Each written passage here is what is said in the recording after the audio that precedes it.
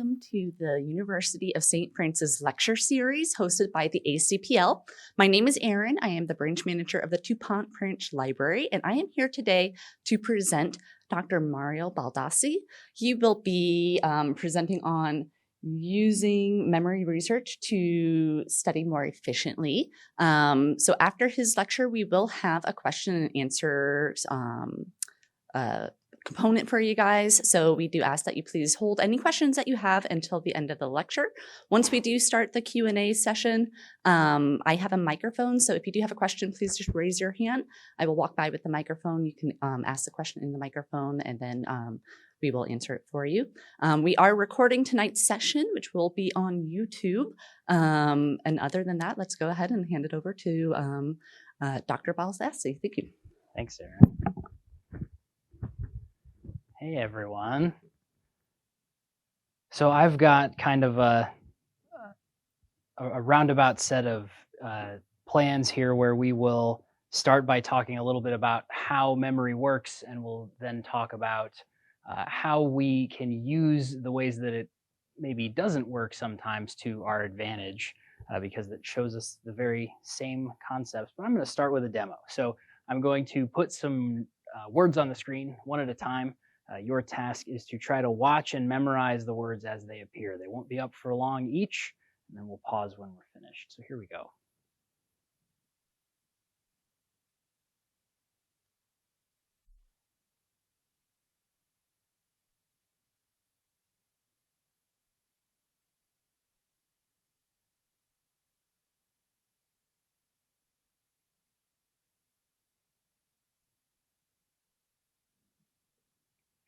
Pause for consolidation, but also for drama. Okay, so I invite you, if you have paper with you, or if you have something else, or just in your mind, try to freely recall those words to yourself. How many can you remember? If you can remember them in a row, extra credit. In the order they came up, that is.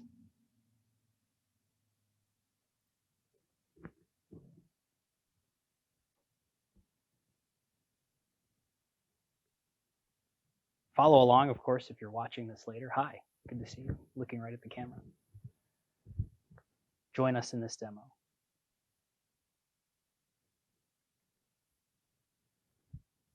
All right, we'll go ahead and stop there. So hold up a couple of fingers. Show me how many you remembered of those words. How many you got? Okay, I see an 8. I got a 6, a 4, a 5, 6, 3, 4 or 5 in the back. Okay. So that is a typical range we see. Most folks typically come up with somewhere between 7 to 5 is kind of our magic number area, sometimes all the way up to 9. Just out of curiosity, who's got thread? Who remembered thread? Yeah, lots of folks. Thread was first. So that's very likely that we remember the first thing we see. That's called a primacy effect. Who's got pain? Yeah, pain was the last item you saw. That's a recency effect. So the first thing you saw and the last thing you saw are often things we remember from lists. Does anybody have point? Yeah, point was in the middle. We don't often remember things from the middle. Interesting.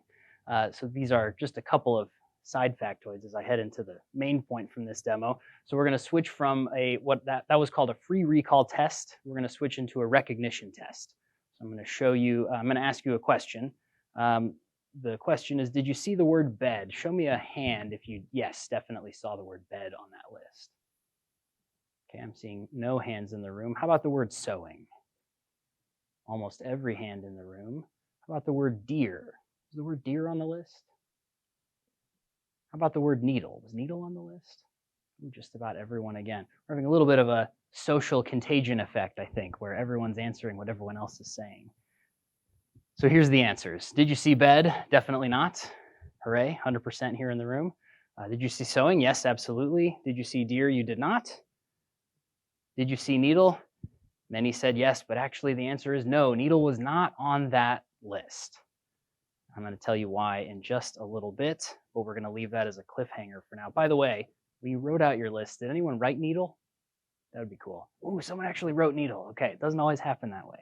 Fun. Okay, I'm gonna leave that as tension for you, and I'll solve it in just a little bit. So I want to define memory today in the way that I and other researchers understand it as a network of interactive activation.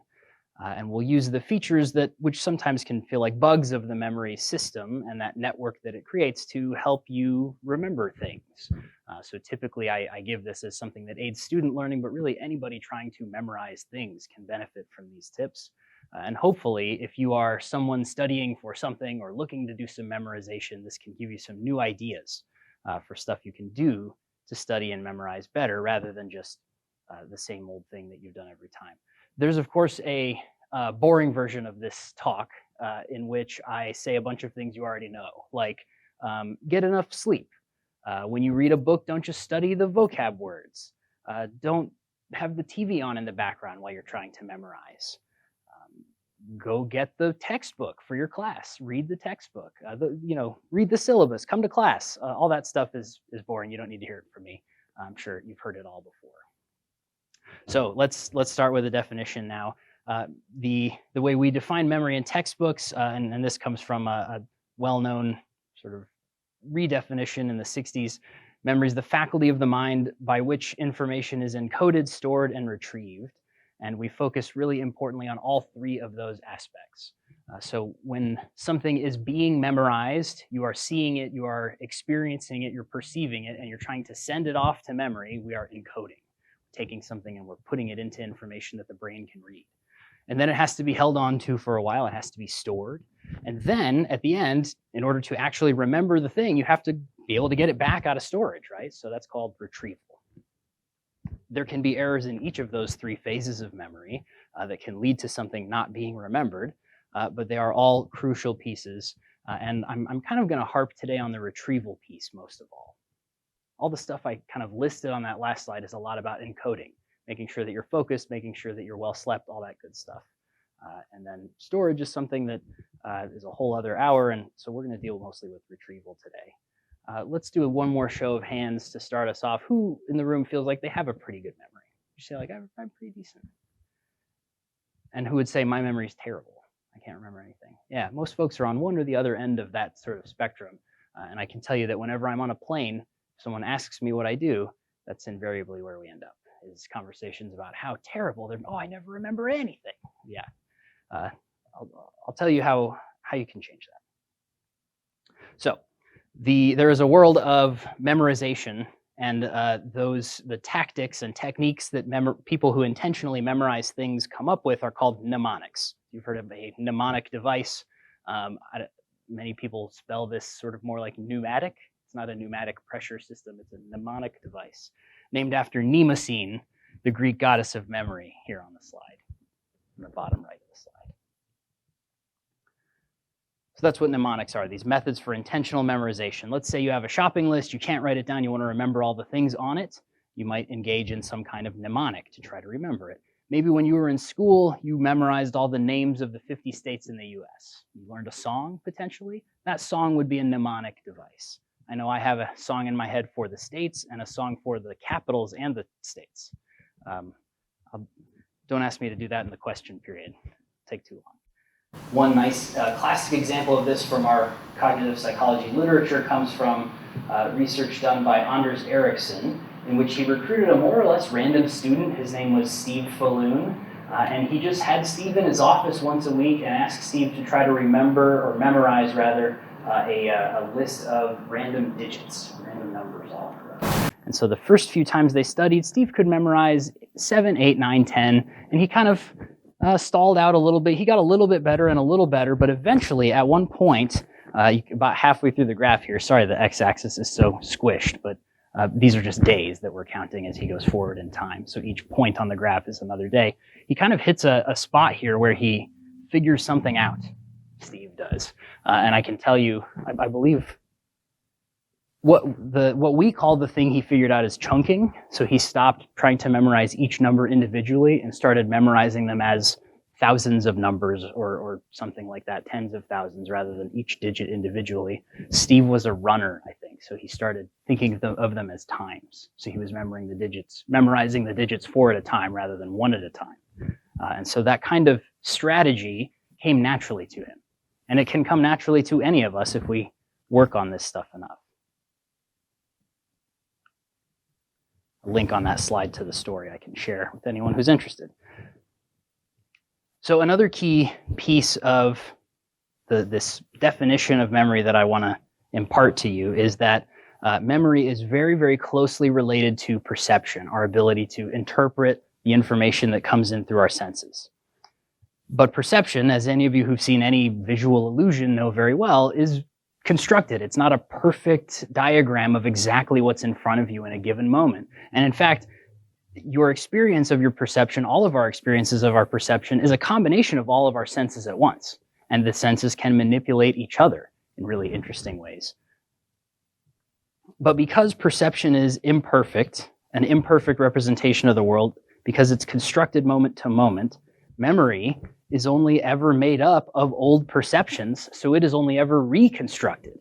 All we can do is pull together some of the pieces of what we perceived in the moment and try to turn that into some kind of reasonable understanding of what we think maybe happened at the time.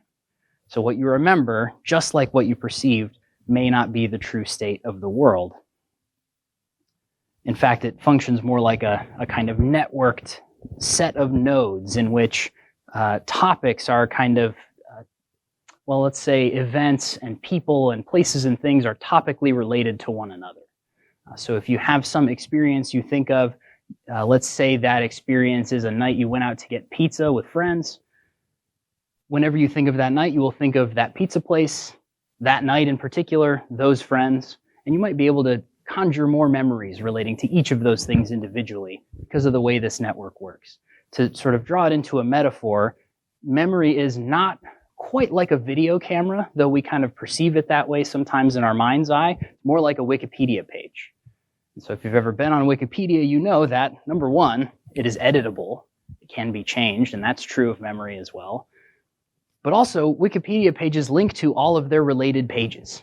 As you read through the story of, let's say you open up the page on Napoleon Bonaparte and you read through it, you could link to every single war from Napoleon's reign. You could link to every single story from his personal life. All those have their own pages. And so they are all in sort of, in the same sense as our memories, networked together.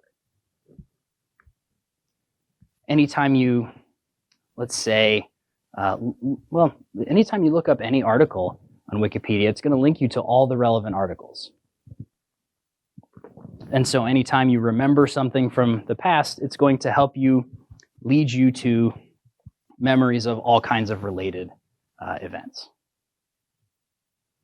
And so this network of memory has two main features to its structure.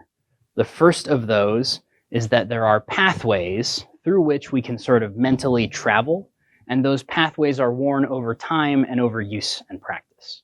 So the more often you do something in your mind, the more often you try to remember something, the easier it's going to be to remember or to do, because you're wearing the path. You can imagine the first time you walk through a forest with no path, it's very hard to get through, right? You're hacking bushes aside, it's all grassy underneath you, can't make your way. But the 100th time, you've worn a path. You've already hacked away all the bushes. You've already beaten down all the grass. You're walking on a nice dirt path through the forest at this point. And this is, again, how the mind works in a bunch of different scenarios, but also how memory works. The more often we try to remember something, the easier it becomes to remember. And the second big feature of this networked nature of memory is that as you wear different paths, they begin to connect. And so you begin to be able to connect memories to one another. So you can kind of imagine each trail you've worn as creating a network like it would in a public park somewhere, so that you can move from one path to another with relative ease. Of course, in your brain, it doesn't look like this. Actually, it looks more like this. This is just a looping video of neuron activity as someone is attempting to perform a memory task. So what you want to watch for is there's a couple moments in this video where the whole thing seems like it lights up all at once. What that means is the entire network is activated. So the piece of cognition, the piece of thinking that this network is meant for, it always crashes on me. The piece of thinking that is meant for is being activated at some point throughout the process of that video until it crashes, of course. I will. We're going to keep doing this sort of. I'm going to pound on this idea a little bit. So when one node, when one memory, when one piece of one memory is activated, everything it's related to also becomes activated. Endel Tulving was a very famous memory theorist. He called this literally remembering. Think of it as a bunch of members that you are trying to reattach to each other in the same organization as they were. You had some prior pattern of mental activity, and you're trying to regenerate that same pattern of mental activity. It's sort of why recognizing someone is easier than describing their face. All you have to do is see it and recognize and have the pattern resemble the previous pattern. When you try to describe somebody, you have to generate that description. You have to come up with the pattern on your own. And so another nice example of the way this manifests in our actual memory capabilities is that external cues help us out a lot, especially when memories are weak. So this is something that Tulving wrote about quite a lot, but you probably have had the experience where a smell can kind of mentally transport you to a time in the past, or a song you hear can transport you to a time in the past, like it just did for us before this began. Cheers to Vanessa Carlton. So the most famous example of this comes from England in the 70s, in which Alan Baddeley and a colleague had scuba divers study a list of words, not unlike the list that you looked at earlier, on shore, and half of their group study that list of words underwater. And then they had some folks in each group then tested on those same words, asked them how many of them they could remember on shore and then underwater. So there's 4 groups here. There's a group that studies on land and then is tested on land. There's a group that studies on land, puts on scuba gear, and gets underwater and is tested. There's a group that puts on scuba gear, gets underwater, studies, and then is tested. And then a last group that studies underwater and then gets out to test on land. And the big takeaway here is fairly simple.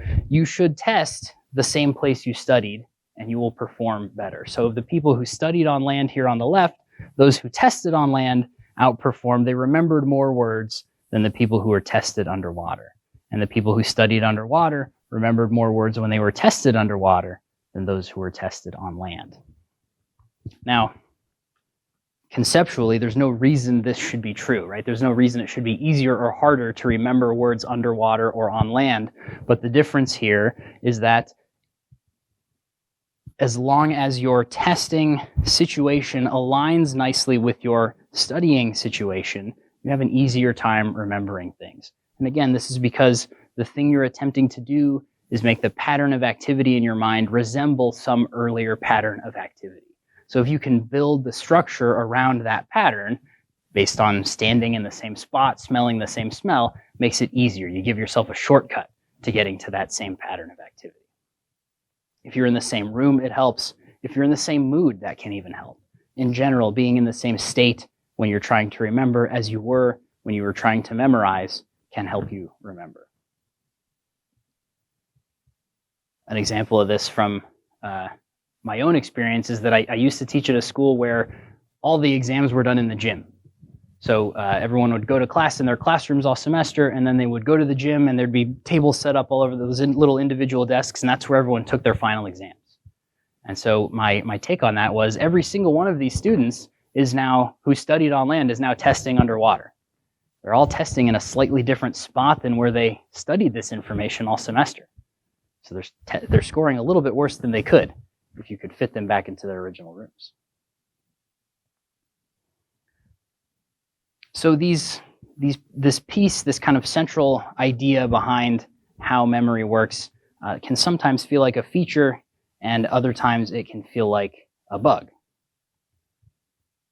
What ends up happening is that we often don't fully remember things, and so we fill in the missing pieces. We fill in the details that we can't immediately recall. And so to do that, we make reasonable inferences based on our past experience and the knowledge we have about whatever we're trying to remember. So let's say you may not be able to pull something out of thin air and recall it. You're trying to remember somebody's name, say, from when you're in high school. But if I opened up the yearbook from your high school and showed it to you, you'd probably be able to recognize all those faces and put names to most of them. So it's that same thing where having the prior pattern of activity partially activated helps us figure out all the rest. But what we see in the research is that people's memories often have pieces in them that are implied by the piece of information they're trying to remember, the to be remembered information, but aren't explicitly recalled, aren't explicitly part of the memory. So we make these kind of pragmatic inferences about what we're trying to remember. I'll give you an example. Actually, the example is yourselves. So the list of words I showed you at the beginning is part of a paradigm that we turned to an acronym, DRM, based on the names of these authors here, Deese, Roediger, and McDermott. So I presented you a list of words that were related to each other in a meaning-based way, right? It wasn't these. This is an example of a separate list. So imagine a list like this: bed, rest, awake, tired, dream, blanket, and doze. The next step in this DRM paradigm is to then conduct a recognition memory test that contains words on the list. So let's say rest, tired, and dream. Words that were not on the list and aren't related to the list at all, like let's say cake, mountain, and cloth, and then a semantically related or a meaning-based related distractor, in this case sleep. This is the sleep list. It's a bunch of words surrounding sleep, a bunch of words that make you think about sleep, but not the actual word sleep. And so the list I showed you was the needle list. It was lots of words that make you think about needle, but not the word needle itself. And what we see in the research, as we saw here in the room, perfect demo, don't get that very often, is that these related distractors are reported by subjects almost as often as the words that were actually on the list. So in the room here, we had everyone say, yes, we absolutely saw sewing, and yes, we absolutely saw needle, even though needle wasn't on the list. People are quite confident when they make these decisions as well. They're highly confident that that choice is accurate. If you ask people, can you picture the word on the screen? They'll go, yeah, I can picture needle. I saw it. You might even be thinking that right now. He's lying to us. He didn't put needle on there. I saw needle. I promise you didn't see needle. And another cool thing is that this happens even if you know about the effect. If you could show me a list without me realizing it was one of these, you could fool me. You could get me to produce one of those false positives as well. And so the reason this works all over again is because memory depends on what actually happened, but also our own knowledges and experiences and expectations. We fill in the gaps. We try to produce a pattern of mental activity similar to our prior pattern of mental activity. We reconstruct our memories based on multiple pieces of information and how they fit with whatever we know, our previous knowledge.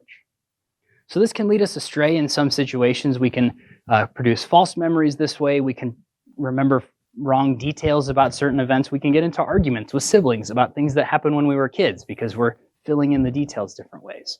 All this is true, but also at the same time, I want you to not think of these as flaws in the architecture of memory, but the costs we pay for the benefits that make it work as well as it does most of the time.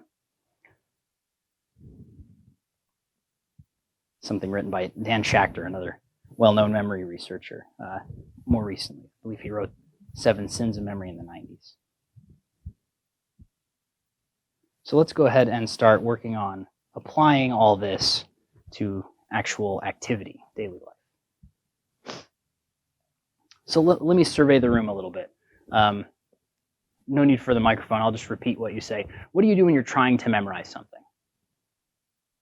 For the students in the room, what do you do when you're trying to study something? How do you study? How do you do it?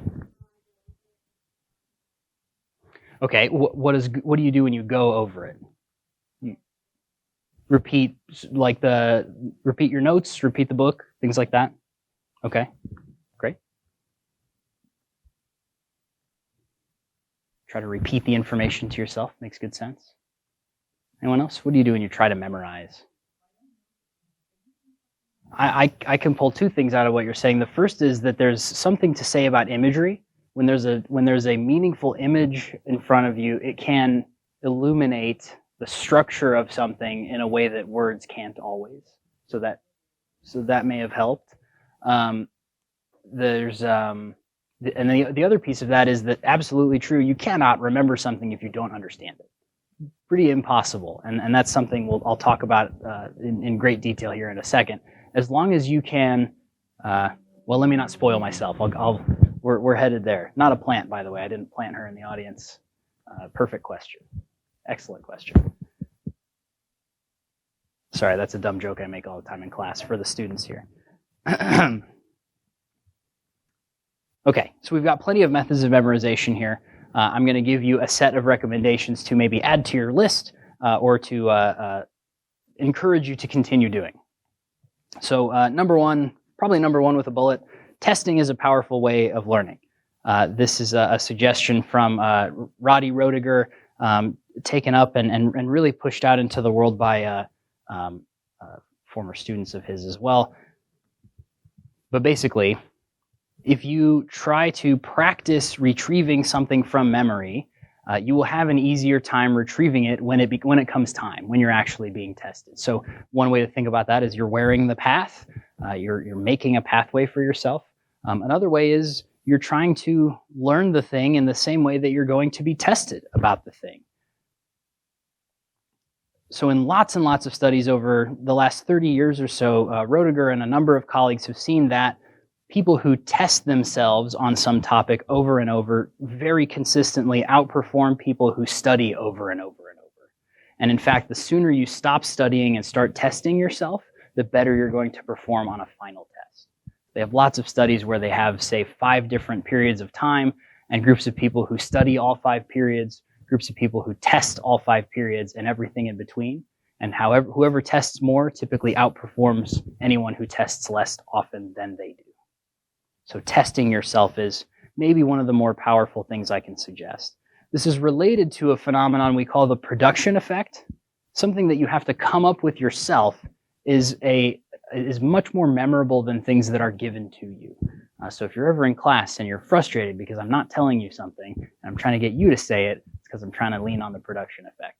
But in addition to that, whenever there's, say, a blank somewhere let's say you were looking at an example of a colleague of mine has found is that when you bleep out a swear word in a song and people have to fill in the swear word, they remember the swear word much better than the rest of the song because they produced it themselves. They were not necessarily victims of, but they were affected by the production effect.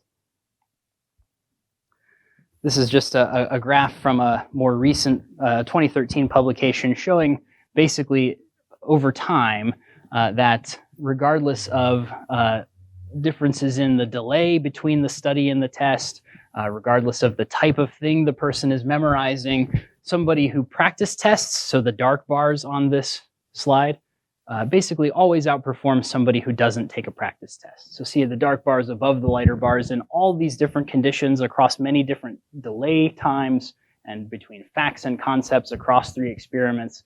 Dunlosky and colleagues saw that testing yourself improves your final test performance over and above people who either took no practice test in this left side graph or people who studied over and over again in the right side graph.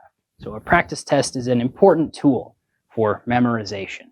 And the reason for that, if I can crash my PowerPoint again, is that if you're reading and rereading and rereading, you are learning to speed skate when the test is going to ask you to play hockey. So my advice is play hockey.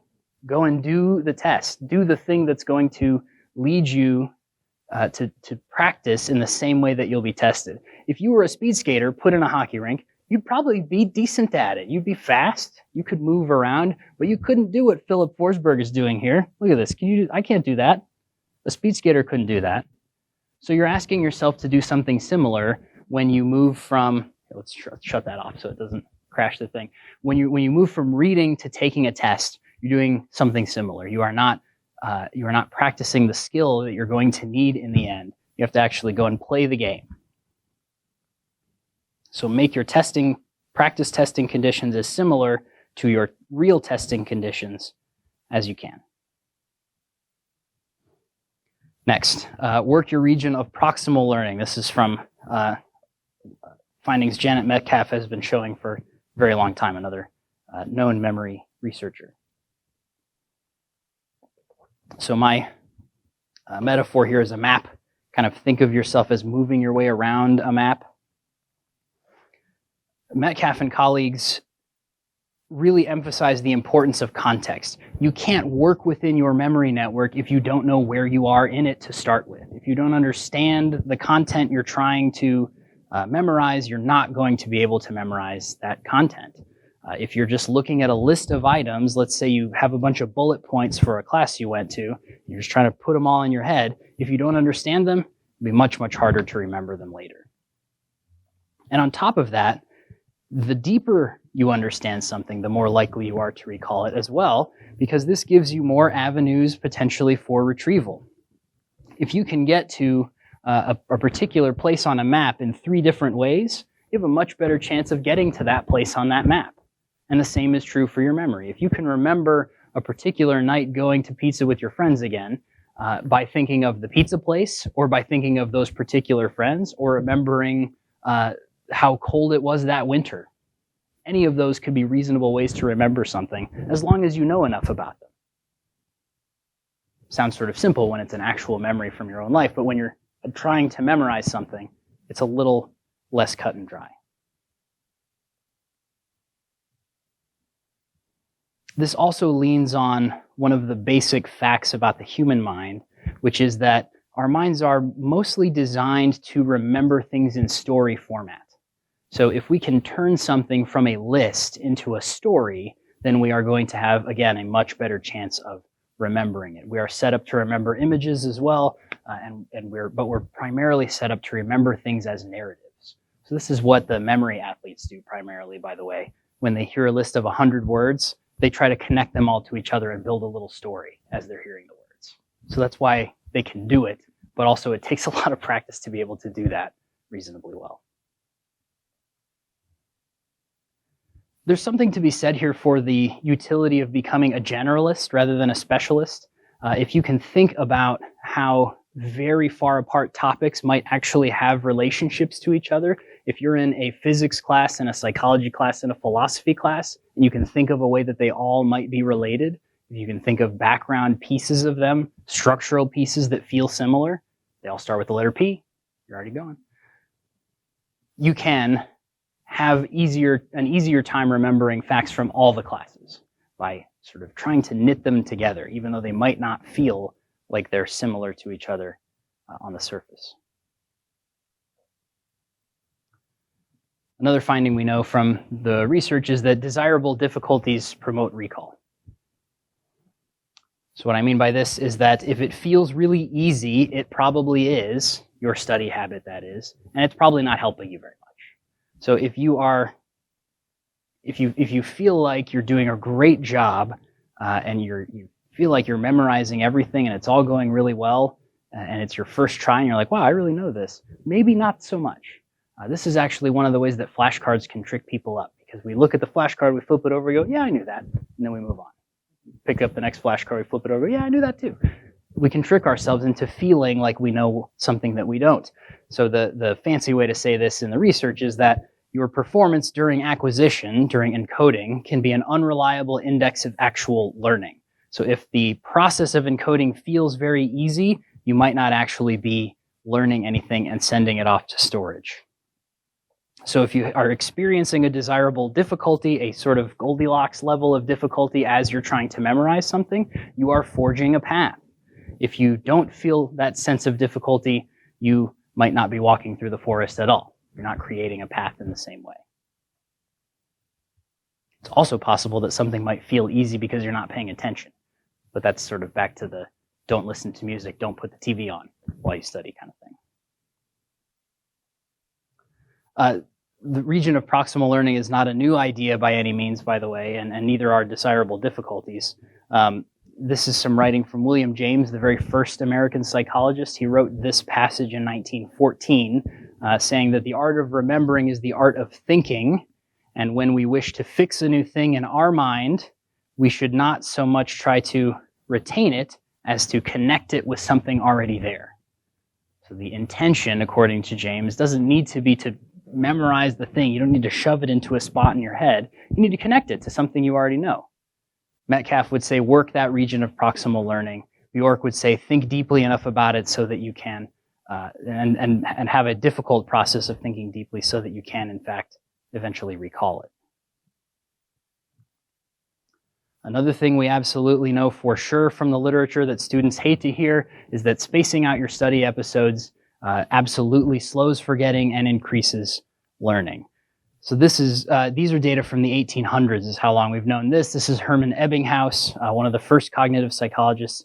Ebbinghaus would sit in his office and would try to memorize nonsense syllables. So he had this long list of 3-letter nonsense words, like I wrote some here: DAX, DAX, BOK, BOK, YAT, YAT. Non-words that weren't thus memorizable as words. He wouldn't use like BOL because it would sound too much like bowl or ball. He wouldn't use dot, obviously. He wouldn't use like PED because ped would sound like pedal and he would think of bike pedals. So he studied these weird sounding syllables and he would put himself through all kinds of different trials where he tried to remember the lists that he'd studied before. And one of the things he found is that the memory of the list faded more slowly if he had reviewed the list. So he would study a list of nonsense words until he remembered them all perfectly, and then he would test himself over time until he started to see a drop, whatever drop he was satisfied with, in his forgetting rate. And then he would restudy the list until he was back at 100% again, and then let it drop again, study again, let it drop again. And what you can see in the graph here is that over time, the slope of those forgetting curves is less steep. He is forgetting more slowly after many different restudies. Each time you restudy something, you forget it more slowly than you would have if you had never restudied. So that's something that's absolutely true for students studying for tests and finals and stuff. If you study all semester long, it'll already be in your head. You won't have to cram before the final. And it's also true outside of a study like Ebbinghaus's, where he was studying back toward 100%, that the number of times somebody studies something, the better off they are. So folks who talked in the room about reading and rereading, you're doing this Ebbinghausian stuff. You are doing the rereading, you are doing the repetition, the spacing of study episodes that's crucial for better long-term memorization.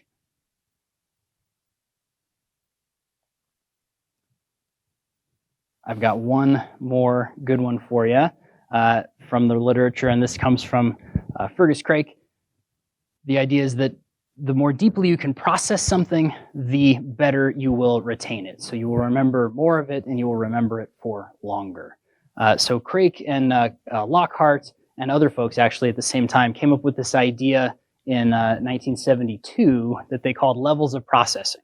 So the levels they established were just shallow, medium, and deep. And so they had people study lists of words, very much like the ones we did before. And in the shallow condition, they had people do something like watch for the letter E and hit a key on the keyboard whenever the letter E is in the word you're looking at.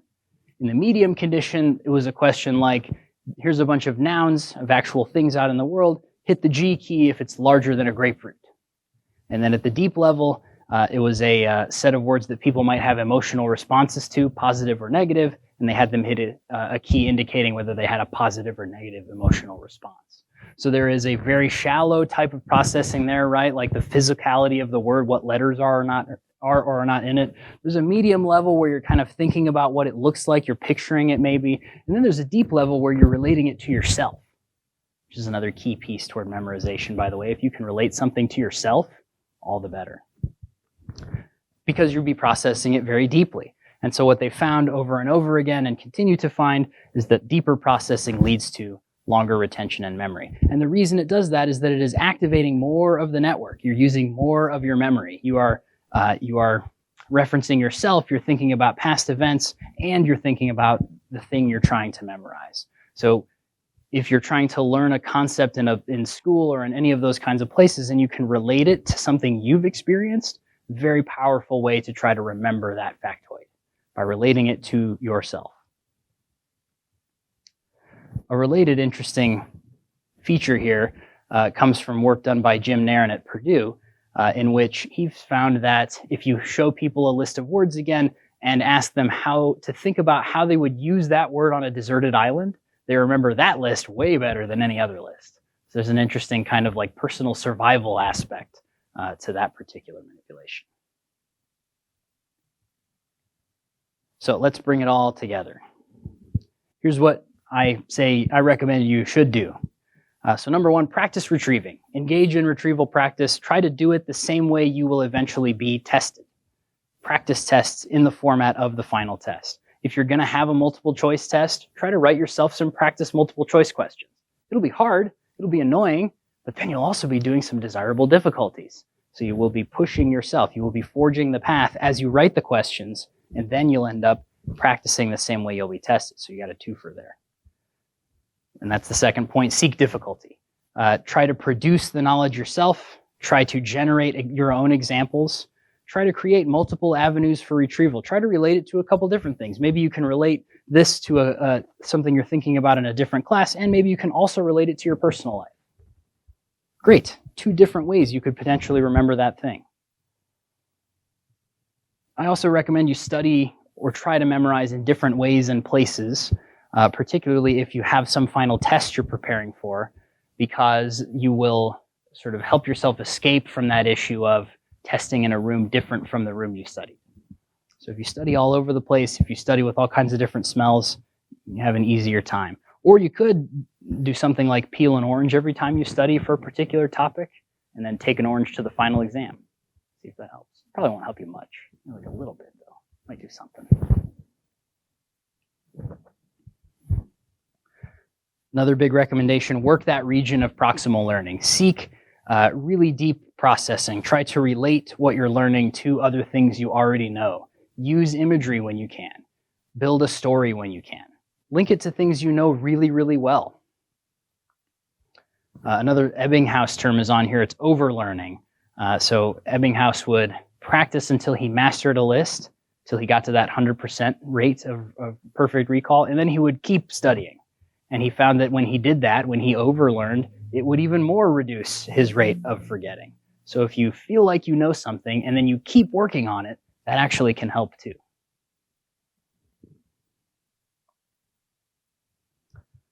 And of course, space your study episodes. Don't cram for your tests. Sorry. It's really the truth. And I'll finish with a couple of recommendations and links. If you want to overlearn the things I've told you today, I've tweeted about them in the past. Nelson Dellis actually has a really interesting and useful website on techniques for memorization. It's just nelsondellis.com/techniques.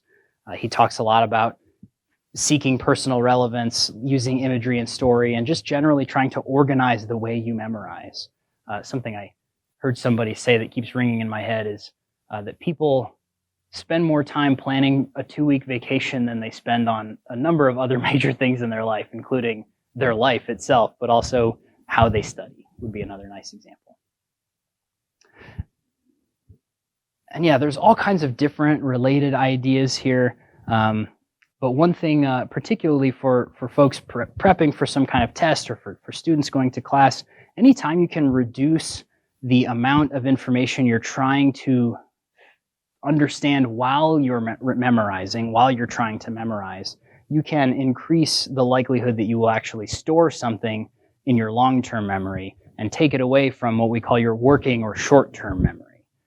This is kind of a headier idea that we didn't quite get into enough tonight, but for me to just throw it out here on this last slide. But basically the idea is if you can get lecture slides before class and you can read them, you'll have an easier time following them when they come up, and you'll have an easier time learning and remembering things as they occur. So in whatever way that can work as a metaphor for you if you're not a student, I invite you to do the same.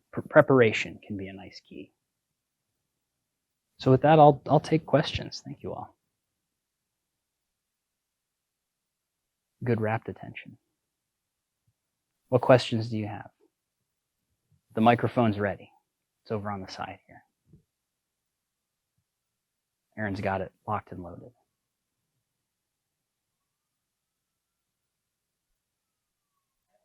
Sure.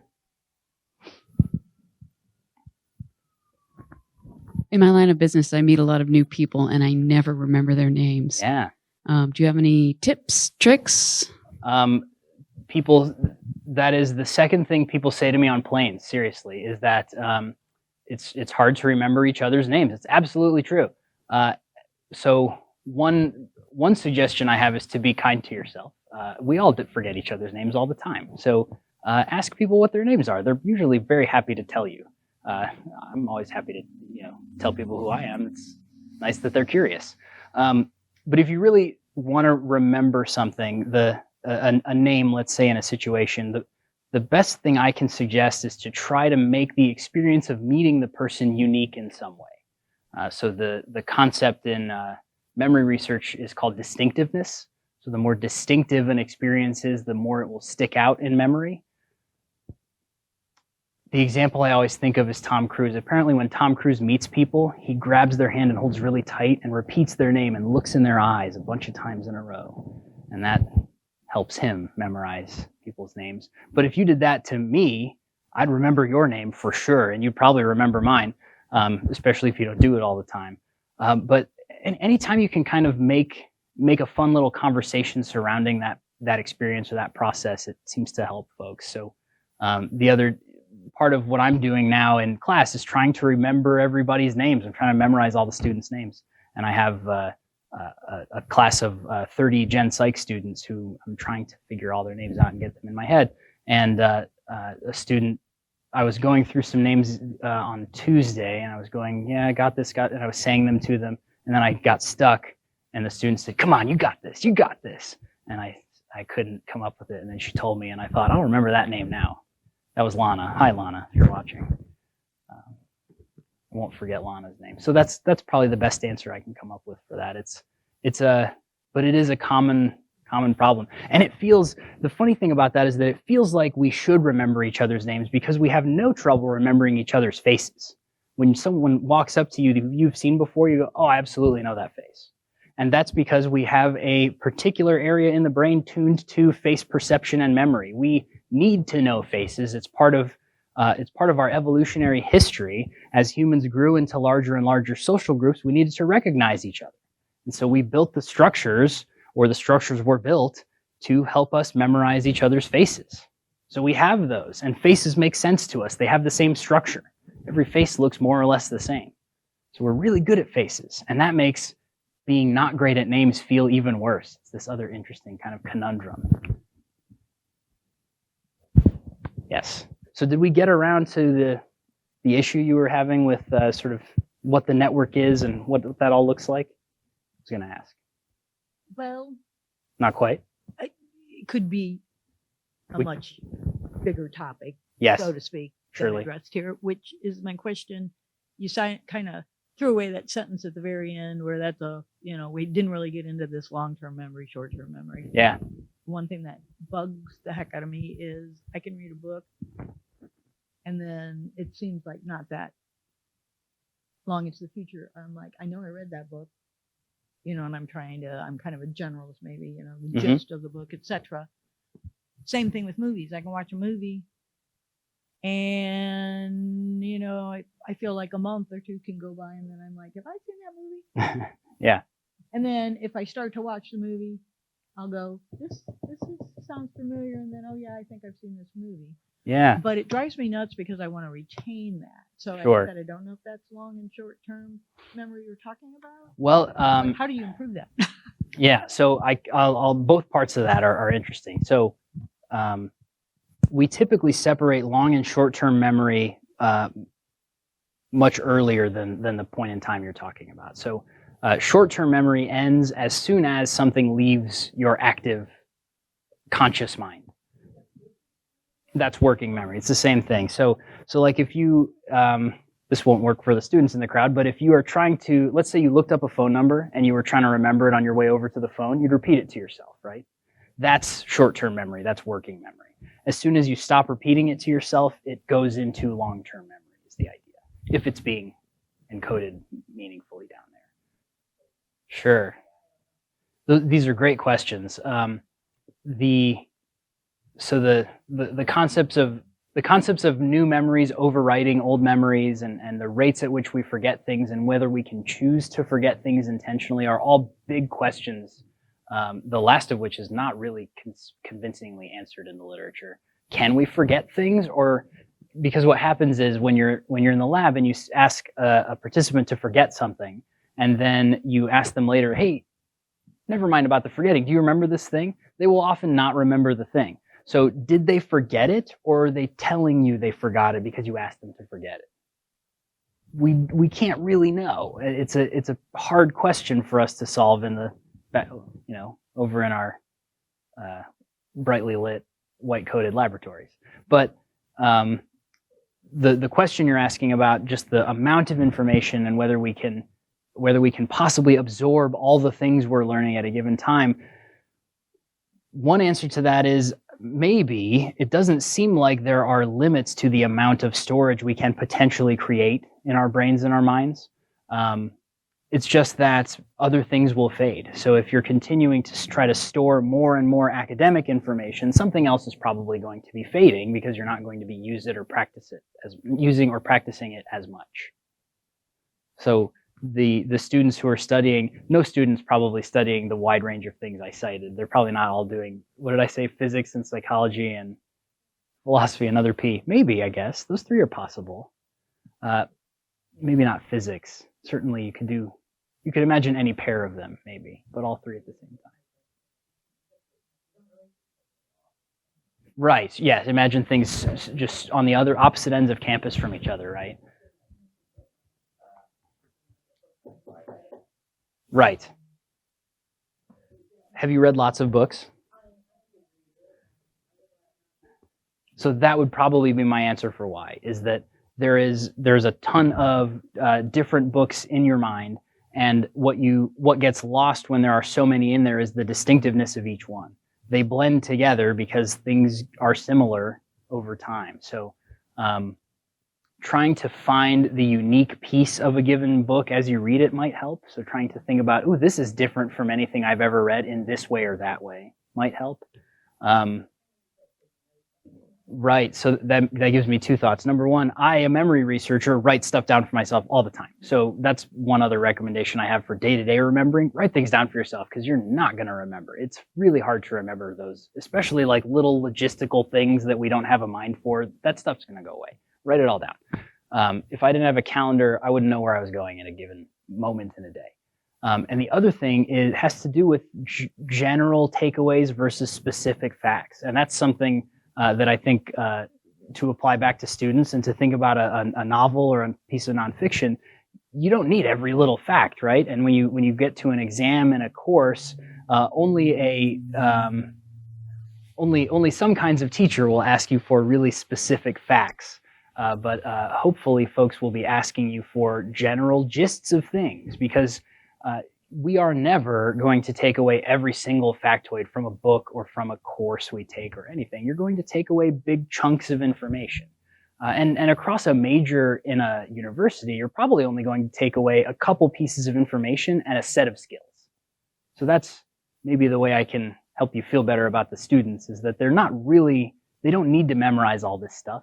What I hope they do, and what my colleagues hope they do, is leave with a couple of big ideas and some good skills going forward. Skills in, assessment and searching and finding information, so that when a problem crops up, they can go ahead and solve it. Because in the real world too, and in the working world, you don't really very often have to memorize things. You don't have to come up with things off the top of your head. You can look stuff up. I'm not sure if this is a question or a comment, but what is in the sports world, in the sport of horse racing, you're an announcer. You've got 10 races per day. Right. You've got 10 or 12 horses in each race. They all have different names, numbers, and the jockeys have different colors. How do they remember 12, and then a half hour later they have to forget those and remember 12 other ones? Yeah. And do that all day long? Is that, what type of skills are they using there? It probably differs by person. I would imagine that some of them have to hold something next to their faces to look back and forth, probably. But some of them are probably just doing a Steve Falloon type thing, where they have done it long enough that they figured something out that works for them. They figured out some technique of throwing things together. You can't really chunk information in that context, but You talked about the colors the jockey's wearing. Maybe connecting colors to names is something that folks can do, using the imagery to throw that together. Nelson Dellis would tell you to try to create a story around the names, and maybe create the story in order so that you could recall the names alongside the numbers. That could work potentially too. Something we didn't get into that pairs with this kind of Greek goddess of memory idea is called a memory palace. Has anybody heard of a memory palace? A couple of folks. If you watch that Sherlock show on the BBC a few years ago, they tried to show us what it might look or feel like. But there's this method of memorization where you imagine a very familiar path. So the most common recommendation is think about the path in your childhood home from the landing on the front door up to some location in the furthest point of the house away from that landing, and then maybe another lap around inside. And so along that pathway, first of all, think of the pathway often, memorize it, get it down, and then you can kind of mentally imagine putting things in your way along the pathway. So the old example, or an easy example, is thinking of memorizing a shopping list. So let's say I have a shopping list. The first item on the list is milk. I'm going to imagine my childhood home. I'm going to imagine a jug of milk at the front door. If you can add something sort of silly to that jug of milk, then all the more helpful. So let's say it's a jug of milk as big as the door. The door itself is a jug of milk. So I'm going to press the button on the handle that is the milk handle, and I'm going to go inside. The next item on my list is bread. So at the bottom of the stairs, there is a loaf of bread, and the loaf of bread has a face on it, and it's giving me a thumbs up. It's saying bread. And then you go up the stairs part of the way, you get to the top, there's a landing at the top, getting the idea. You put things along a pathway and move your way back there. So some of those folks that memorize things quickly and then use them and then forget them, imagine doing some of that kind of stuff, putting things in a memory palace. And they actually also describe the ending process of imagining walking along the path and picking up and getting rid of all the things so that they feel like they forget it. So that's probably overkill maybe for that context, but I would imagine that it would depend on the person. Some folks have an idea, some folks figure something out, whatever works for themselves. Because one of the main things that Nelson Dellis talks about is organization. If you have a method for this, then you can really do a lot more than you would if you didn't, if you just sort of tried. And if you try enough, you'll come up with a method. While the microphone moves, I'll tell you that students have heard me make that stupid pair of jokes many times. So you said you would recommend us reading over the textbook once and then like reiterating what we read, or reading over it multiple times? You could. I think that so here's the thing. There's reading and then there's active reading. So if while you're reading, you are thinking about what you're reading and you're developing questions for yourself, and you are 5 minutes later going back and seeing if you can answer the question that you just developed, or at the end of the chapter seeing if you can answer all the questions you came up with through the chapter. If it's a textbook and it has like little boxes on the side with extra little factoids, if you're reading those and engaging with those, if you're looking at the images, if you are absorbing the story of it, then the reading certainly has value. But if you are, saying the words to yourself one after the other, you might actually be better off by starting from a test. On the other hand, if you're making your own test, how are you going to do that without reading first? So there's whatever the practical answer is, I think can make good sense.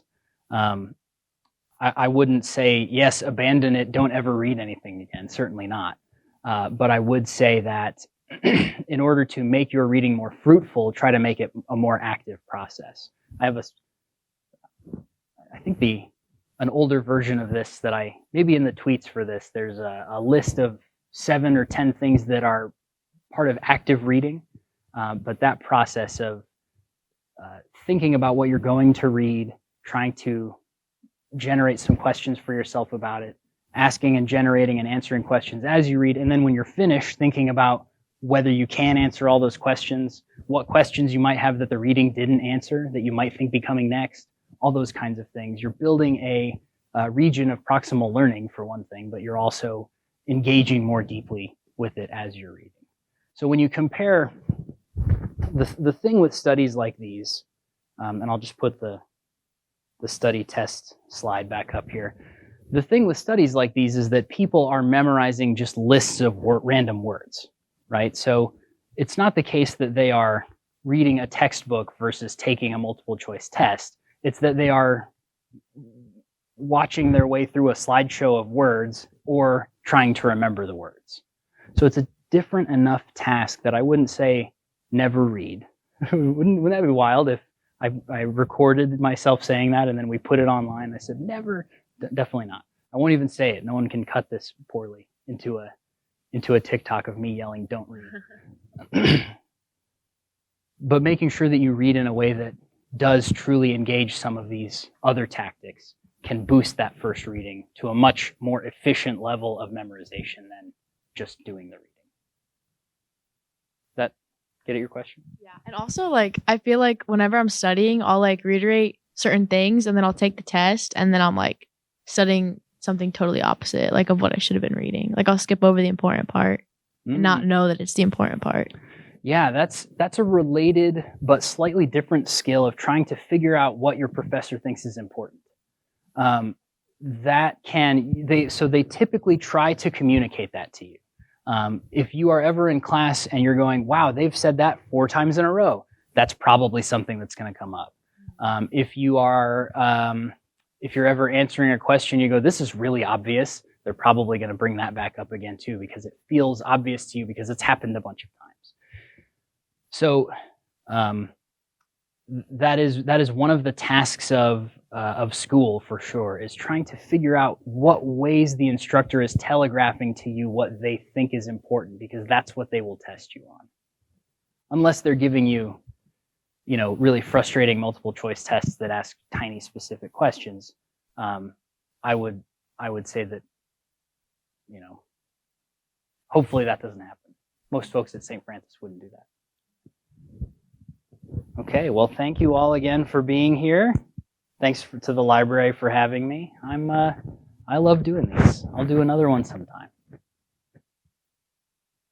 Cool.